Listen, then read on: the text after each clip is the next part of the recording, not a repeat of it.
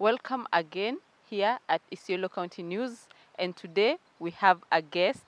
We will get to know him in-depth. He's an aspirant at the upcoming general election on August 9th, and he's going to run as one of the gubernatorial aspirants in Isiolo.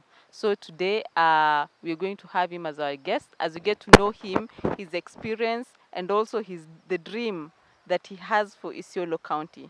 So karibu sana mheshimiwa, karibu kwa hii show yetu hapa. Mimi, my name's Kemaita John Machuguma. Yes. Karibu sana Mr. Kemaita John Machuguma. Now today hapa tungependa the citizens of Isiolo would like to know who you are and where you're from, what has been your professional background, and also what are your political ambitions for Isiolo, and how was your journey getting into politics? So karibu sana Mr. Kemaita. First of all, I want to say that I came to Isiolo in the year 1974 in December. There used to be a lot of problems with the Nduse. It was a mine sold by the Kenyatas. And then there was that particular poaching, and the provincial police headquarters was here. There was by then no registry for judicial system as we have today. And we used to have an DO called Genevieve acting as a magistrate. And all cases used to be there. He was an DO, at the same time he was acting as a magistrate. And he will put you to jail or do all that magistrate do today. So, as in like from the picture that you're painting in that description, inaonekana Isiolo was not as developed as it is right now. Okay, Mheshimiwa, please let us know about your, let's say, your professional journey and how and when you got into politics. Mpaka mahali umefika sasa. Please let us know about it. The first time I went to politics, I went to what is called Miro Central. And when was this? This was in 1997.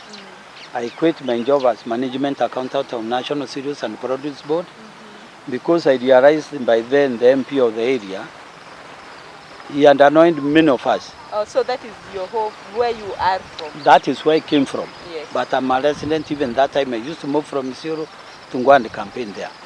And unfortunately, this is a Mororongo time. I went through Kanu and I was defeated.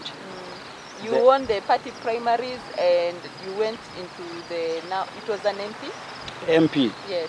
Member of Parliament. Yes. I could not win. You know, by then, my numbers were like 1,600 in one place, but they would be counted 160. Okay. Then a person with 400 would be said 4,000. So that. And then DC would satisfy that. Okay. It was very annoying. And since then, when I quit my job at Cereals Board, at the headquarters, I decided to come and vie for this. And since then, I've been doing consultancies here and there. I'm a finance consultant. I have a diploma in cooperative management. That was my employer before. CPA 2. I'm a certified management accountant in Canada. And I have a bachelor's management degree in public finance with masters in the same. Wow, that is a very rich professional experience you have there, Mr. Kemaita. And now umeamua sasa kuwania kukuwa governor wa Isiolo County. Is this the first time for you to run for this position? This is the second time. I was there in 2017. But before I went to that, I want to say that I worked in Isiolo as a district cooperative officer from 13th October 1990 to 22nd July 1984 when I was given scholarship by Canadian government through CINDA. That is Canadian International Development Agency.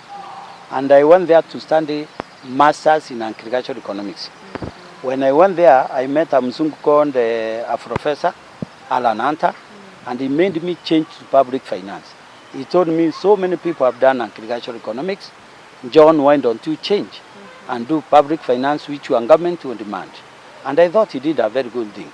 And since the mathematics applied in financial management was too much, and to go back and take a first degree in public finance, But since I had the basics of accounting, either from diploma or CPA, then I had no problem. I finished, and within the 4 years which were there, it took me like 2 years to finish my first degree in business management. That was quite fast. Very fast, and the only opportunity is that they have semesters. Each semester you can do a maximum of 5. Oh. And they have summer semesters. When people go on holiday, you study. Okay. And 2 semesters, if you take 1 semester, that is from August to December, then you go through the winter, that is January to March, you go through the summer, by August, you have done 2 semesters, and you have done 1 academic year. So you went there thoroughly for studies? I went there thoroughly for studies because I was seconded by Canadian government, and we were chosen. Out of 875 people, we only qualified 2 Kenyans. So you have played a major role in the economic, let's say, development of Isiolo for quite some time right now. I would say that in Isiolo County, I can proudly say that I'm the person who started Rapso irrigation scheme. Rapso irrigation scheme, that is in Kenya. Yes. We use Liba and Bisanand, and it was flourishing very well. We are doing very well.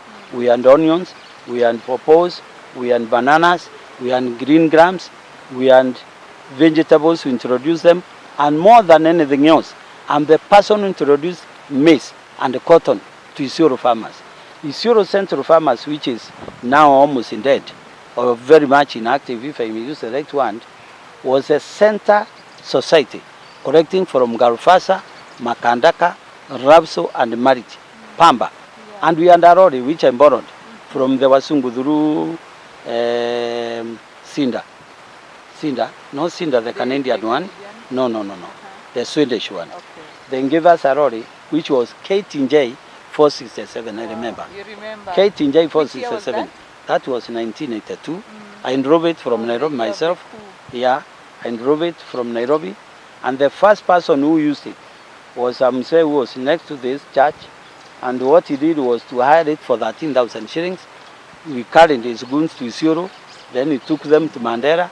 The same lorry was taken by the, like a shop. They took it to Mogadishu and transported it there with the assistance of Foreign Affairs. Did you manage to get it back? Yeah, we came back with the lorry, with the Kenya police, and by then the president of Somalia was there. He was not overthrown. Somalia and government by then.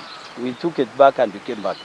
Wow, so it shows that there was no much infrastructure in Isiolo. It means like the transport was much lacking for the farmers to be able to transport their goods, right? By then you could not move from here to Nairobi directly. We used to move from here to Nanyuke, Nyeri. From Nyeri you go to Nairobi and you come through the same way if you didn't have your car. And the transport in Isiolo by then was Punjo, 404, Matatus. I remember them. Those were the ones, and those who are using them were very few people here. I think there were 7 or 11 of them. And that was it. There was no bus, there was nothing. This Marsabit road was stony. There was nothing. And we used to, you know, from here to Marita is 220 kilometers. Are you aware? Yes, I am. So we used to go through Achas and down again. But these days you can go through Ngotu. You can go past 78 and you go through there to Marita. And people are very friendly. That's what I've said many times. There was no language like they use, you know what they call the black people here? Ngurale. Or Madu in Kisomali. Madu in Kisomali. Okay. Those ones were never used. We were all brothers and sisters. Yeah. Isiolo was very good. And I cry for the same time to come back. Yeah. Yes. Okay, Mheshimiwa, it is very informative listening to you talking about the history of Isiolo in both crop production and in its economical journey. So now that you want to run for governor, first of all, are you a registered voter? I am a registered voter. I'm also a registered person. Last time I stood with the NDP, and this time I'll change. So you are not running as an independent? No. Okay, sawa Mheshimiwa. So right now, has your manifesto changed from what it was in 2017? Yes, you know, there are two horses on the ground. One is Azimio The other one is UNDA. UNDA talks of bottom up. Bottom up means improving the cooperatives, improving the savings, improving what you call table banking, SACCOs and the like. And my background is cooperative. I've been a district cooperative officer for 5 years. So of that background, I'm a finance man, public finance, and what the UNDA says is what I support. In short, I'm in UNDA. Wewe ni hustler. Mimi ni hustler. Because the reason being there is very simple. Those who are hustlers are people who are downtrodden. Yeah. Downtrodden in the sense, personally, I'm born in a well-to-do family. Okay? Yes. And we are educated. Yeah. We have all the people you can think of. But when I look at the public at large, I realize they require to be heard, to be assisted, to be molded, and to be assisted. Let me give an example. If you look at Isiolo County, there used to be a very good secondary school called Gabatura High School. It was a national school. Even today it's a national school. It gave out Gurend, who was in deputy governor here. It gave out so many people from Marsabit, and those who Kenya in general. So you find that one is killed. When you kill the existence of such a school, you are actually killing the opportunity of the small man. But the rich people were found to take their children to male school. They are found to take their children to Alliance. These people cannot get bursaries. They require to have something they can turn to. Isiolo boys used to get A's and B's. I have a nephew who went through Isiolo, he is a doctor. Today what can you have? Nothing. People are getting these C's. So one of my agenda is to improve the institutions of Isiolo. Educational institutions, provide security, work with the national government, ensure the national parks are bringing revenue, ensure that those who go for sand are not harassed, ensure that the people have water. There's a lot of water that comes from Meru. It destroys everything. Capture that water. There are people in Marita and Bresa. They are wiped out with water. Kila wakati kilio, water imeingia nyumba. Hapa Ngaremara, why can't we have water dumped, water captured, water utilized for farming and other things? Okay? If you look at Makadaka, Marit, Kafasa, those areas can produce a lot of food. And we are very lucky, it closes across Isiolo County. That river, nobody has thought about it. I have planned, I've asked, Wasonyiro River. I've asked friends if they can chip in. And if I become a governor, I will get a lot of foreign aid from Canada. I've written to people who are my classmates. And we would want to do afforestation in that river to capture the water, remove and reduce evaporation, sustain the soil by not having meandering river, keep it on our path, and that way you'll be able to improve the livelihood of the people. They will build houses, they can know they will be there tomorrow. They will have nyasi coming out. You know, Isiolo, there's a lot of war. Yeah. War and nyasi. If you have water, you can give these people water from there. Now there's no water. 200 kilometers, one river. What do you do? What do you do with that water? You must have water dammed to assist these people. Yeah, and now Mheshimiwa, in the party now that you're going to run for in the manifesto for bottom up, do you think that can be best applied in the scenario for Isiolo County? When they want to assist the people who are downtrodden there, one of them is I would want to say here that I'm an inventor. I have a patent, Kenyan patent. I've invented a machine to cut nyama. Okay? Yeah. That cutting machine is called motorized meat cleaver. I have a company. I've borrowed money. Nobody assisted me. I've been frustrated by government. It is so named Mr. Joseph Kenyo, end of civil service, who listened to me and took me to the ambassador of Germany. We talked. We were given 100 million euros. You know what happened? Someone trying to sway that money out. And I wrote to Germany, I said, I don't want that money. So they did not. That was 11 billion. No, I refused it. Who actually make the machine? We have done prototypes. Yes. They are there. Yeah. And I'm very happy to Kenyan government, through KIRIDI, Kenya Industrial Research Development Agency, through KEPS, they have assisted me a lot. And through National Council for Science and Technology, they have assisted me. But what I have is a prototype. It has never reached the commercialization period. And this has stayed there 17 years. Okay? That is wasted opportunity in Kenya. Because that thing, that machine would be earning Kenya a lot of revenue. But you see, these are things which can not take off. And it can only take off if you are son of so and so. Because I will listen to you. Where's your bank statement? I cannot have a bank statement of 40 million. Okay? Yeah. And Mheshimiwa, what do you think of the current innovation state in Isiolo County? You know, Kenyans are very intelligent. Very, very intelligent. They innovate every time. But they do not patent. I have patented my invention. If they only be patenting, you can sell it. For example, if I want to get 1 billion shillings, I'll get tomorrow from a Chinese. They want to buy my patent. Okay? And this is where I'm going to get money for campaign. I will not sell it. So you've already we shall share. We shall share. We shall co-own it. Because Kenyan government is not interested. They talk of SMEs. SMEs. What do they talk of? They don't know. Mr. Kemaita, one of the proponents of the UDA party in Isiolo County was the current women representative, but she has yet shifted her camp to Azimio la Umoja. Has that weakened the state of your party, of the UDA party in Isiolo County?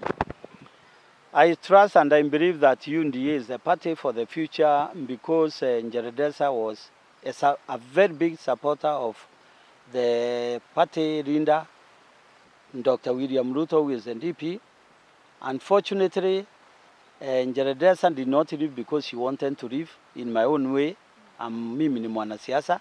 In your opinion? In my own opinion, you know, she was shouted when she was with the NDP at the Sokoni in the Isiolo market. They shouted that she should not be left with the money. The people actually embarrassed her in front of her boss, or the person she supports, or the party she supports. But we are there. She has not left alone. She has not even gone with Nguyo. Nguyo was a coordinator of UDA. We are there, and we shall support UDA because we believe and trust it. I have a lot of people in UDA who support it. So far, what can you tell the people of Isiolo who are UDA party supporters? The party is through there. We are there for them, and we shall unite to make the party an enforced party to run in Kenya and to win in Kenya. Does the party have an office here in Isiolo? The party has refused me to open an office because they want to own it themselves. They will come and open it. They do not want it. They want it to run from the top, from the national level. The policy of UDA is that they should own the party offices itself, so that you do not segregate who wants to come there, so that it's free for all the aspirants, and that is very good. Yeah. So they have talked to them. We are arranging to open an office in Isiolo. And Mheshimiwa, we see a lot of people who run for gubernatorial seats, and also the party, they have formed an alliance. Do you have an alliance yourself here in Isiolo, or a team on who you will be running, of other aspirants for other positions who you've formed an alliance with? Yes, we shall be recruiting our own teams, and we shall be having those who want to move with us. For example, now, UDA and the Mudavadi party and the Fund party, they are united. So anybody who comes in Isiolo with the party of Mr. Mudavadi or that of Honorable Wetangula, we are with them. And that will be our party, including those who will be coming in the future. Yes, please. And Mheshimiwa, we have been seeing that a lot of aspirants who want to run here in Isiolo, may it be either from Somali community or Borana and even Meru, they are being endorsed by Council of Elders. Has something of that fashion been done for you? There was once, you know, we are political brokers. And political brokers are financially interested people in money. They are not interested in the party. They are not interested in the candidate. They are interested in their own system. And unfortunately, and I pray that our community changes. When I say that, I don't want to say, Yeah. But I pray that our community changes from following someone because he has money to thinking using the hand and not using the stomach. The community using the stomach is not the same as people using the brain. And I can assure you have a lot of support on the ground. Kabatura niko na support. Ndani hapa mpaka Ondonyiro niko na support. I'm not worried. Our people matter on the ground. Yes, please. Mr. Kimaita, from your past experience in running for election in 2017, did you feel like you had the embrace or the support that you expected from the Meru community here? I can assure you many people voted for me. Even the current governor assured me that. But the same Wameru, some of them were mentioned to me. I don't want to mention them here on public because they know themselves. They were used to divert my votes to the incumbent. And that is something I learned, and I've been planning against that one. I believe we shall be having very tight, competitive politics in Isiolo. We see Autakua. Because one thing, don't use your community alone. Two, use professionals, lawyers, okay? Pastors, reverends, OCSs and the like. People know the law. They should be there for you in the tallying of the votes. Once you protect your votes at the polling station, you are through. So you feel like this was one of the gaps that don't make you be able to take up that? That is the area I didn't know. I thought just voting was enough. But counting and manipulating there is something I learned, and I've been working on that. Mheshimiwa, have you yet chosen the person who will be your running mate in these upcoming elections? I have 3 potential people. I have not communicated to them. I've just asked them, would you want? Would you want? And the reason is, you know, when you are running for politics, you must get someone who can also get support from the people. And what I mean is, if you join a Meru community, if they understand, they vote as unbroke, which the incumbent fights, and which I know it will happen. Pesa itatumika lakini itakuwa na maana this time. People have suffered. Watu wameumia. Watu wameungua. Hapa hakuna ndawa. Hakuna nini. Things which are there are not there. Sewage, they are leaking. People have learned. And it is good when you're in leadership to be seen who you are by your own way. By your own performance, you create your own nature. By having no bursaries, you create your own nature. By giving bursaries, people understand who you are. By having no water, people understand what you can supply. By having water, people know the services you can provide. Judgment, I think, has gone there. Mwezi wa May, when we campaign, we shall talk more than I'm talking. Yeah. And we shall be able to educate our people. They will know that what a vote means. That one I don't care. Because nobody can buy me. Wengine watanunuliwa, nobody will buy me. Na Mheshimiwa, among these 3 people of whom you're thinking to choose as a running mate, is one of them a woman? The woman I would want to work with has already a national government appointment. She is very sober. Do you mean, Mheshimiwa, we have such a limited pool of women that you can choose as a running mate? Yes, because in administration, you require someone with expertise, ability to perform in your absence. Unajua Mungu Waislamu wanasema surat Maryam kun fayakun. Mwenyezi Mungu ndiye anafanya liwe na liwe. You don't know even about your life. You don't know about your health. It is God. When you are there and you have chosen your deputy, it is a deputy who can perform in your absence. It's a deputy who can be delegated. It's not a deputy who you keep away from your office. It's a deputy you are talking to. And the example we want to give is Meru, governor and his deputy. They are very palatable. They work together. And that's how the counties should be working. You must be working the way Mr. Antosio and the Governor Kireito are working. Not the way our doctor here and the other doctor are working. One cannot understand the other one. that means you deprive the people of the needed services. Number two, I'm sorry to say this. You know, when you elect people, you don't elect the county services, you don't have county secretary. In Isiolo, you find county secretary. You cannot find the deputy governor, neither can you find the governor. They are away. When did we vote for them? We did not elect. This is a civil servant, end of the civil service in Isiolo. He is there. Others are not there. It's most unfortunate. So when you go for your deputy, you must be having a person who you relate to, who you can work with. Mheshimiwa, I think you have analyzed your performance during the last election, and you saw the areas in which you got most votes and the areas which you did not get a lot of votes. What would you mind giving us a little sneak peek into your strategy right now on how you are planning to unify a lot of Isiolo residents to give you their vote of becoming their next governor? Thank you, madam. You find that we are people who have never understood their rights.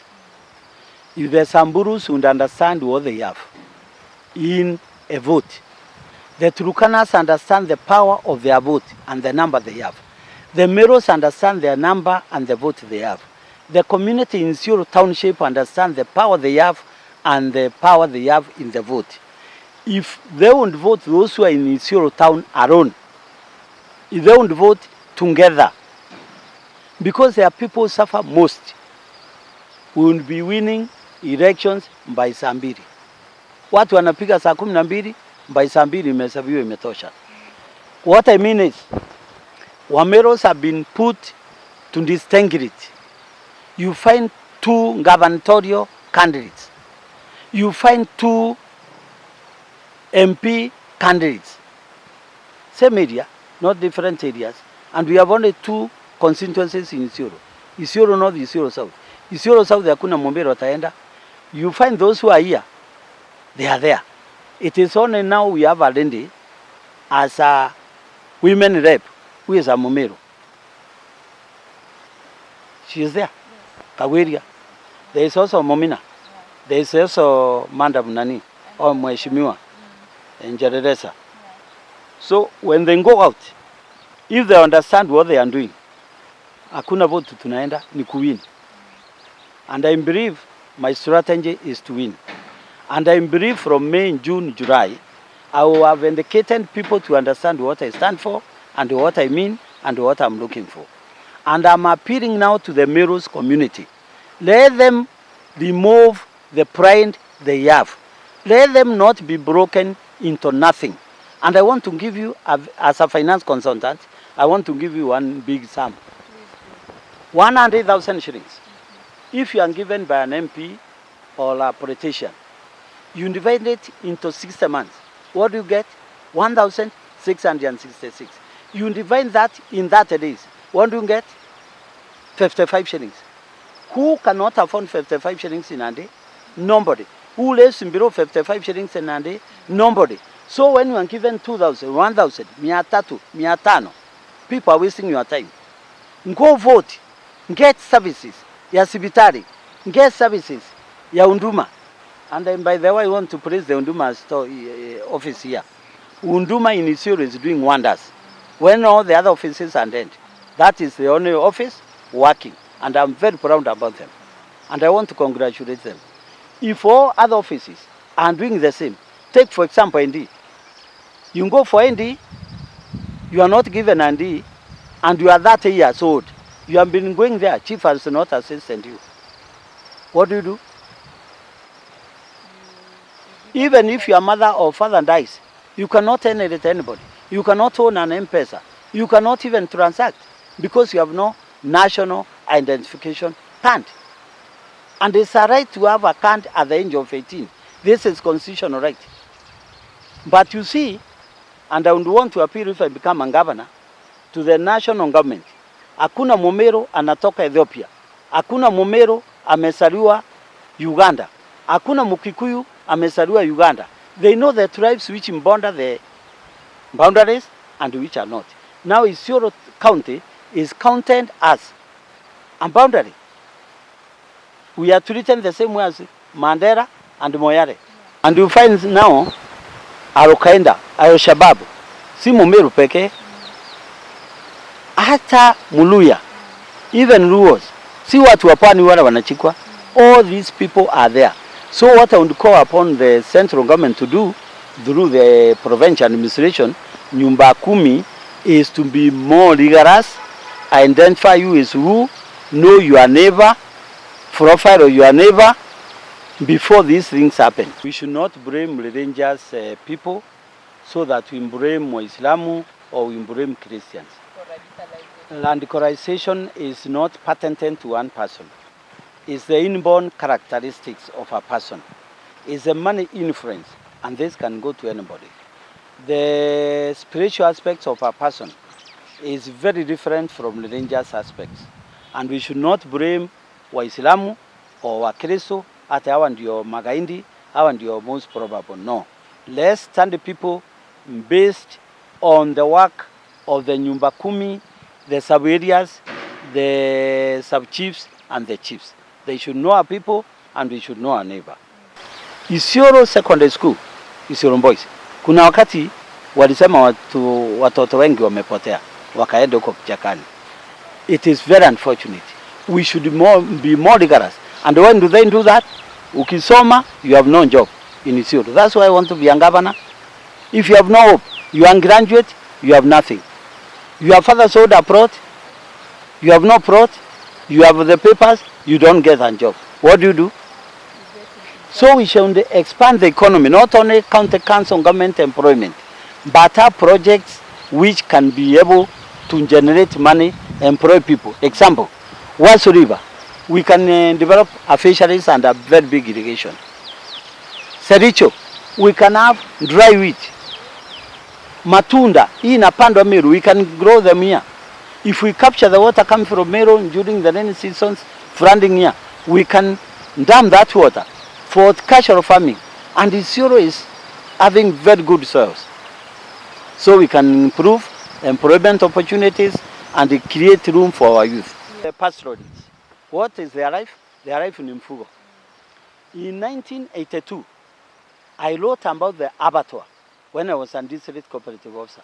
With a Msomali anaitwa Hussein. Alikuwa anaitwa Hussein Sango. If I say Hussein Sango, the Somalis will know he is past. But he is the one who brought that idea. And we started even something called Waso Livestock Marketing Society. So that instead of animals dying, they would be there. Since 1982 to 2022, how many years? Those are 40 years. Abattoir is not picked up. It's very unfortunate. Mtoto amezaliwa, akaanza kupata watoto, akaitwa grandmother.